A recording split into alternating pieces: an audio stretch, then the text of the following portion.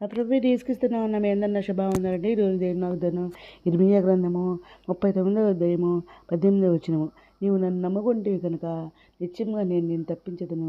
నీవు ఖడ్గం చేత పడవు, దోపుడుతో దక్కించుకున్నట్లు నీ ప్రాణమును నువ్వు దక్కించుకున్నావు. ఇదే యెహోవా వాక్కు అని వాగ్దానం చేయండి. పరిశుద్ధాత్ముడు అర్ధరాత్రులు లేసి ప్రార్థన చేసి వెయ్యి స్తుతులు చెల్లించి మళ్ళీ ప్రార్థన చేసి దేవుడు ఉన్నప్పుడు దేవుడి వాగ్దానం ఇచ్చారండి. వెంటనే స్టేటస్ పెట్టినాను చూడండి. అక్కడ ఆయన జ్ఞానం కూడా ఉదయకాల సాయంత్రకాలం అర్ధరాత్రి ప్రార్థన చేస్తాం, స్తుతియాగం చేస్తాం. దేవుని బైబిల్ అయితే పూర్తి రాస్తానండి. ఇంకా ఉపాస ప్రార్థన కూడా చేస్తున్నాం కదా, ఈ విధంగా చేస్తున్నాం కాబట్టి ఇక్కడ దేవుడు మరి మనకి ఇక్కడ రెఫరెన్స్లు చూస్తే ఈ కీర్తన గ్రంథం 37వ అధ్యాయం 40వ వచనంలో ఏం మాట్లాడుతున్నారంటే, యెహోవా వారికి సహాయుడై వారిని రక్షించును. వారు యెహోవా శరణొచ్చి ఉన్నారు కనుక ఆయన భక్తిహీనుల చేతుల నుండి వారిని విడిపించి రక్షించును అని ఇక్కడ దేవుడు మాట్లాడుతున్నారండి. ఇంకా మరి సామెతల గ్రంథము 29వ అధ్యాయం 25వ వచనంలో దేవుడు ఏం మాట్లాడుతున్నారంటే, భయపడుట వలన మనుషులకు ఉరివచ్చును, యెహోవా యందు నమ్మిక ఉంచేవారు సురక్షితముగా ఉండరు అని చెప్పేసి దేవుడు ఇక్కడ మాట్లాడుతున్నారండి.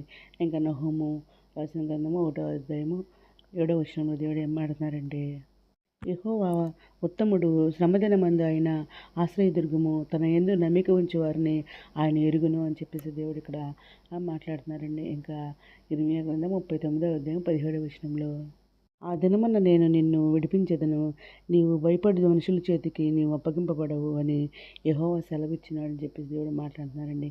ఇంక ఇర్మీయా గ్రంథం 38వ అధ్యాయం 7 నుంచి 13 వచనాలు చూసుకుంటే, రాజు బెన్యామీను ద్వారమున కూర్చుని ఉండగా రాజు ఇంటిలోని కుషీయుడగు ఎబెదెల్మెలకును షండుడు వారు ఇర్మీయాను గోతిలో వేసిరని సంగతి విని రాజు నగర్లో నుండి బయలువెళ్ళి రాజుతో ఇలా మనవి చేశాను, రాజా, నా ఏలినవాడ, ఆ గోతిలో ఉండిన ఇర్మీయా అను ప్రవక్త ఎడల ఆ మనుషులు చేసినది యావత్తును అన్యాయము.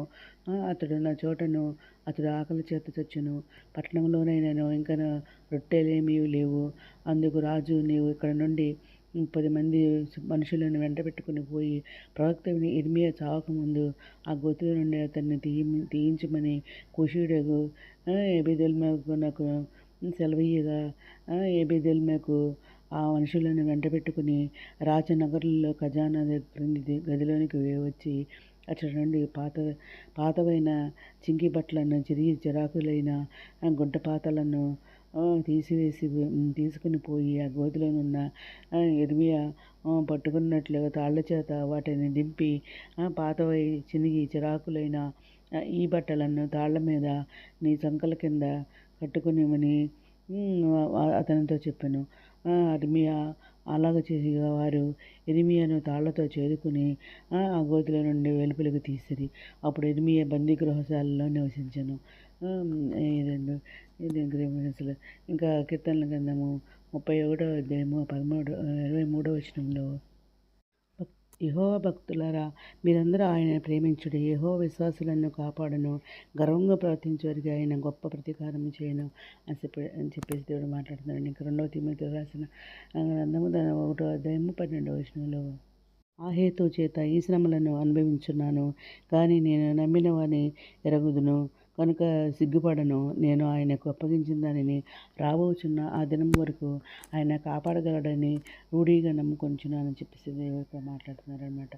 ఇంకా దీనికి ఏంటంటే ఇక్కడ మరి మొదటి విషయం, దేవునిపై నమ్మకము ఆశ్రయము ఉంచు వారికి ఆయన ఏ మేలు చేయక మానడు. ఇంకా ఇర్మీయా రెండో విషయం చెప్తే, ఇర్మీయా ఆ గ్రంథంలో ఎబెదెల్మెలకు సంబంధించిందనమాట. ఇర్మీయా గారిని ఎబెదెల్మెకు మొరపెడితే దేవుడు రక్షించమంటారు కదండి, అది ఆ విధంగా రక్షించడం అనమాట. మూడో విషయాలు చెప్తే, దేవుని రక్షణ మరియు నమ్మకము నమ్మకస్తులకు బహుమానము. దేవుని మీద మనం నమ్మకం ఉంచితే ఆయన రక్షించేవాడని ఇక్కడ మనకు తెలుస్తుంది అనమాట. ఈ విధంగా 3 ముఖ్యమైన విషయాలు దీనిలో మనం తెలుసుకున్నాం. ముఖ్యమైన సారాంశం ఏంటంటే, ఎబెదెల్మెకు ఇర్మీయాను రక్షించడంలో మరి చూపిన ధైర్యము, దేవునిపై ఉంచిన విశ్వాసం అనమాట.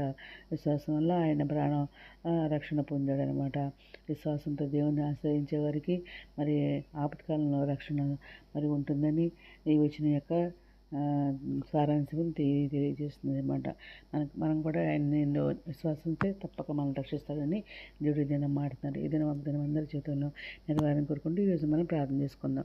మౌనత మంత్రగ్రమైన గల స్థుతి స్తోత్రం తండ్రి ఎనిమిది ప్రభుత్వ తక్క పెట్టిన పేరు పేరు జ్ఞానం చేసుకోండి. ఆయన ప్రతి ఒక్క బిడ్డ అవసరం తెచ్చండి, అక్కడ తెచ్చుకుని కోరుకులు తెచ్చండి. తండ్రి పిల్లలకి మంచి ఆరోగ్యం శైలి నిరుద్యోగులు ఉద్యోగాలు లేచండి. ఆర్థిక ఆర్థిక సాయం తెచ్చండి. అంటర్గతులను స్వస్థపరచండి. వేదనకు ఓదార్చండి. పొంగిన వారిని లేవనెత్తండి. రక్షణ దయచండి.